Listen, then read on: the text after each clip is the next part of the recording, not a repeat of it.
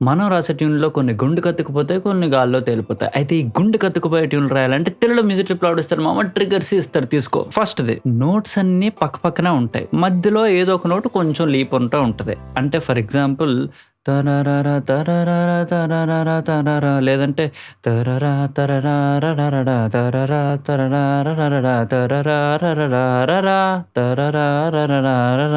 So, ఈ సాంగ్‌లన్నీ మీరు keyboard మీద ప్లే చేస్తే నోట్స్ అన్నీ మాక్సిమం పక్కపక్కనే ఉంటాయి. ఏదో ఒక నోట్ తప్పిస్తే మిగతా నోట్లన్నీ పక్కపక్కనే ఉంటాయి. రెండోది ఈ హుక్ లైన్ మెలోడీలోనే ఇంకో హుక్ ఉండడం అనమాట. అంటే for example we will rock you అక్కడ అందులో రాక్ యూ అనేది హుక్ అవుద్దనమాట. అలానే తారరరారా తరరా తారరరా ఇక్కడ తారరా అదనమాట.